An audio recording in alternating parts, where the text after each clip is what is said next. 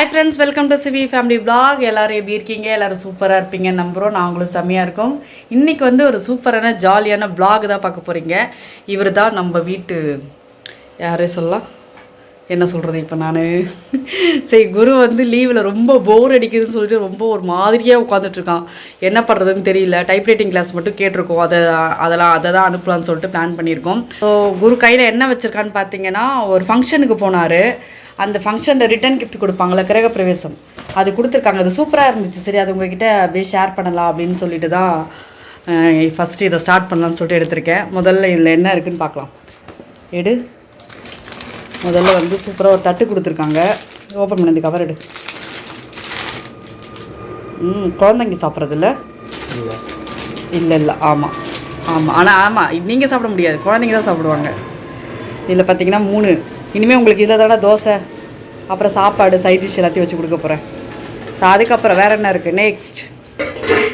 Next இதில் என்ன இருக்குதுன்னு பார்த்தீங்கன்னா, வாவ், லாக் ஆகலை. ஆனால் சூப்பராக ஒரு சின்னதாக ஒரு பவுல் மாதிரி குட்டியாக கொடுத்துருக்காங்க. யூஸ் அண்ட் த்ரோ, இந்த ஐஸ்கிரீமில் பால் இது மாதிரி பவுல் மாதிரி வரும்ல, அதில் நட்ஸ் கொடுத்துருக்காங்க. இதை ஓப்பன் பண்ணேன், மேலே இருக்கிறத ஓப்பன் பண்ணேன். லாக் ஆகுதா? நட்ஸில் என்னென்ன இருக்குன்னா, வால்நட்டு, முந்திரி, அப்புறம் பிஸ்தா இது கொடுத்துருக்காங்க. சூப்பராக இருக்குது. நெக்ஸ்ட் சூப்பராக இருக்குது. அழகாக ஒரு குட்டியாக ஒரு கூடை மாதிரி கொடுத்துருக்காங்க. அதுக்குள்ளே என்ன இருக்குன்னா, மஞ்சள் குங்குமம் வச்சுருக்காங்க. சூப்பராக பண்ணியிருக்காங்க. இந்த பேகுமே செம்ம அழகாக இருக்குது. ஸோ இது இன்றைக்கி ரிட்டன் கிஃப்ட் 2 கொடுத்துருக்காங்க. ஸோ அதுலேயே அதே தான் இல்லை, இதுலேயே அதே தானே, அதே தட்டு. இல்லைன்னா கூட கலர் மட்டும் வேறு. இது க்ரீன் கலர், இது ப்ளூ கலர். அழகாக இருக்குது. பேகும் சூப்பராக இருக்குது. பேகுமே சும்மா பக்கத்தில் பால் வாங்க, காய் வாங்க, அந்த மாதிரி யூஸ் பண்ணிக்கலாம். யூஸ் அண்ட் த்ரோ மாதிரி இல்லை தானே, பேப்பர் மாதிரி இல்லைல்ல. நல்லாயிருக்கு. ஸோ சூப்பராக இருக்குது.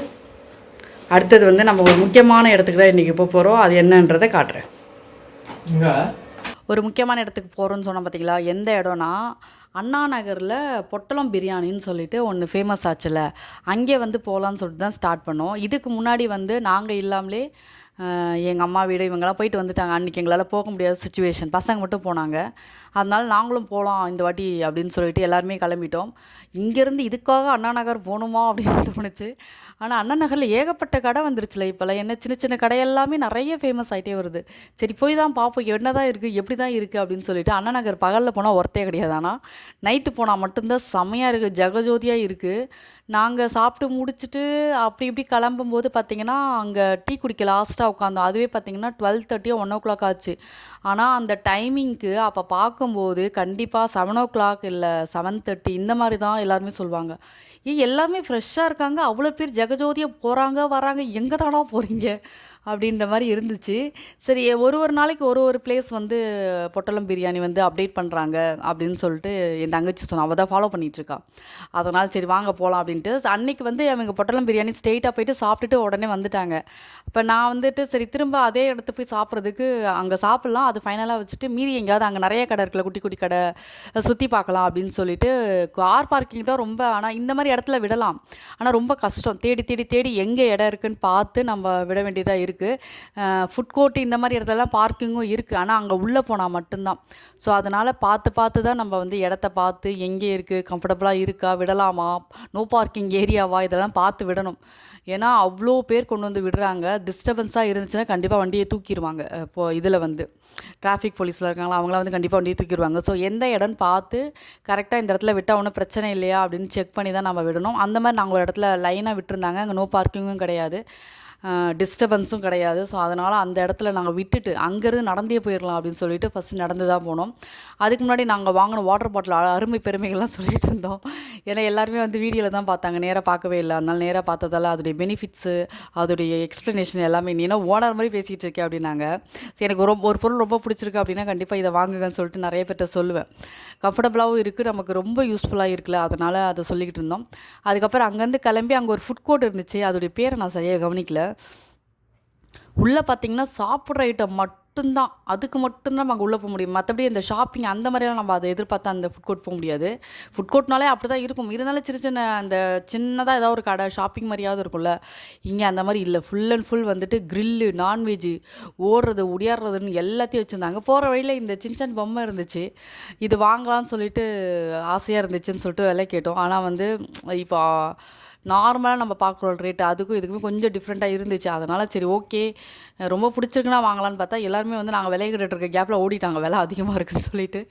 எல்லாமே செமையாக இருந்துச்சு அது பார்க்குறதுக்கு. குட்டி இன்னும் கொஞ்சம் சின்ன பசங்களாம் இருக்காங்களா, அவங்களாம் பார்த்தாங்க விடவே மாட்டாங்க. இவங்க இந்த 2 நண்டு எங்கள் வீட்டில் இருக்காங்க பாருங்க, அவங்களெல்லாம் கவர் பண்ணி கூட்டு போகிறதுக்குள்ள போதும் ஆகிடுச்சு. என்ட்ரன்ஸில் மட்டும் இந்த ஃபுட் கோர்ட் என்ட்ரன்ஸில் மட்டும் இந்த மாதிரி வச்சுருந்தாங்க. ஸோ இங்கே வந்துட்டு நான் எப்போயுமே இந்த தலைக்கு வந்துட்டு அந்த ஸ்டிக் மாதிரி எப்போயுமே யூஸ் பண்ணுவேன்ல, சரி அதுதான் என் தங்கச்சியும் அதுதான் யூஸ் பண்ணுவாள். அது வாங்கலாம்னு சொல்லிட்டு அவள் தான் எனக்கு ஆக்சுவலாக இன்ட்ரடியூஸ் பண்ணது. இந்த மாதிரி குத்துனா நல்லாயிருக்கும்னு சொல்லிட்டு. நான் முதல்ல அந்த மாதிரி கொண்டை போட மாட்டேன், நீங்களே பார்த்துருப்பீங்க. நல்லா தூக்கி கிளிப்பு வச்சு ஒரு கொண்டை போட்டுப்பேன். இந்த ஸ்டிக் வச்சதுக்கப்புறம் எனக்கு இதாக கம்ஃபர்டபுளாக இருந்தது. அதோடைய ப்ரைஸ் இன்னும் 100. அது வாங்கியாச்சு. உள்ளே பாருங்கள் எப்படி இருக்குன்னு. ஃபுல்லாக இந்த மாதிரி தான் நிறைய சிக்கன்லேயே வந்து நிறைய வெரைட்டிஸு. அதுக்கப்புறம் மேலே எக்ஸாக்ஸ்டர் ஃபேன். இது எவ்வளோ பெருசு! இது வந்து உங்களுக்கு வீடியோவில் எப்படி தெரியுதுன்னு தெரியல. பெருசு, நல்ல பெருசு. ஏன்னா அவ்வளோ பேர் அங்கே ஃபுல்லாகவே அந்த கிரில்ட் ஐட்டம்ஸ் தான் நிறையா இருக்குது. அதனால் கண்டிப்பாக இந்த மாதிரி புகழாக வரும்ல. ஸோ அதுக்காக பெரிய கிரில்லாக வச்சுருக்காங்க. நிறைய அந்த சைனீஸ் ஃபுட்டுலாம் நிறையா இருந்துச்சு. கொரியா ஃபுட்டு இது மாதிரிலாம் இருந்துச்சு. எனக்கு பிடிச்ச கொரியன் பன்னும் இருந்துச்சு, கொரியன் சீஸ் பன் இருந்துச்சு. ஆனால் இது வந்து 180 அங்கே அந்த கொரியன் சீஸ் பன்னு. நான் எங்கள் வீட்டுக்கிட்ட கிரே சூப்பர் மார்க்கெட் இருக்கேன், அங்கே பார்த்தீங்கன்னா 80 ருபீஸ் தான்.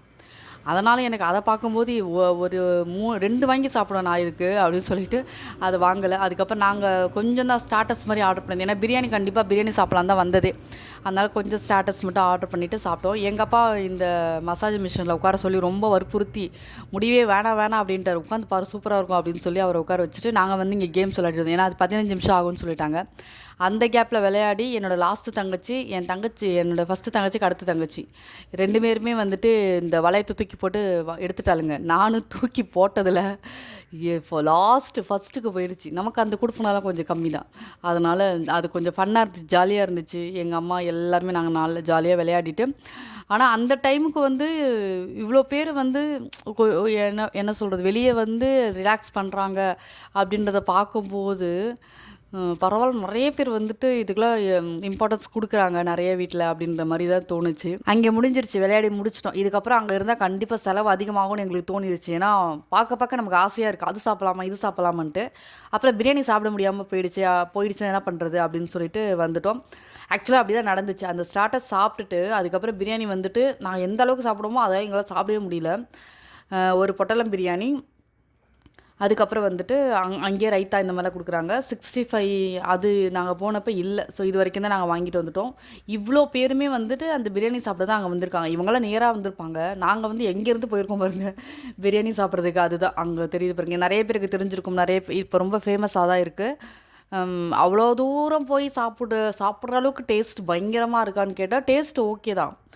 ஆனால் வந்துட்டு ஒரு எக்ஸ்பீரியன்ஸ் அவ்வளோதான். இதுக்காக நம்ம போயிட்டு ஒரு ஜாலியாக எல்லாருமே ஃபேமிலியாக போய் அந்த இடத்துல உட்காந்து சாப்பிட்டு அது ஒரு என்டர்டெய்னிங்கில் அது ஜாலியாக இருந்துச்சு. ஒரு பிரியாணி வந்துட்டு தாராளமாக வந்து, அதாவது 2 பிரியாணி வாங்கி 3 பேர் சாப்பிட்லாம். இது அந்த அளவு. நாங்கள் ஆளுக்கு 1 அந்த மாதிரி கணக்கு பண்ணி, சின்ன பசங்களுக்கு மட்டும் 2ன்னு கணக்கு பண்ணி அப்படி பண்ணோம். பட் அதுவே வந்துட்டு ஒரு 1 ஓப்பனே பண்ணலை, அது ஃபுல்லாகவே வந்து மீந்துருச்சு. அதுதான் நாங்கள் வீட்டுக்கு கொண்டு வந்துட்டோம். அதுக்கப்புறம் அங்கேருந்து பார்த்திங்கன்னா கொஞ்சம் தூரம் ஆப்போசிட்லேயே வந்துட்டு க்ரீம் ஸ்டோர் இருந்துச்சு. ஆக்சுவலாக அன்றைக்கி நாங்கள் பிரியாணி சாப்பிட்ற பிளான் இல்லை, ஐஸ்கிரீம் சாப்பிட்ற பிளான் தான். ஏன்னா இவங்க ஆல்ரெடி பிரியாணி சாப்பிட்டாங்களா, ஐஸ்கிரீம் சாப்பிட்லாம் அப்படின்றது தான் பிளானே. இதுக்கு முன்னாடி நாங்கள் சாப்பிடல பிரியாணி, அதனால் பிரியாணி முடிச்சுட்டு அப்படியே ஐஸ்கிரீம் சாப்பிட்லாம் அப்படின்னு சொல்லிட்டு போனோம். நாங்கள் என்ன பண்ணோம், க்ரீம் ஸ்டோரியை சூஸ் பண்ண தப்பு. ஏன்னா அது ரொம்ப காஸ்ட்லியாக இருந்துச்சு. பிரியாணியும் சாப்பிட்டு இதுவும் சாப்பிட்டுன்னும் போது கொஞ்சம் பில் எகிரிடுச்சு. ஆனால் செம்ம எக்ஸ்பீரியன்ஸாக இருந்துச்சு. நீங்களும் போய் ட்ரை பண்ணி பாருங்கள். ஸோ இந்த வீடியோ உங்களுக்கு ரொம்ப பிடிச்சிருக்கும் நம்புறேன். உங்கள் எல்லாருமே அடுத்த வீடியோவில் சந்திக்கிறேன். அது வரைக்கும் பாய்.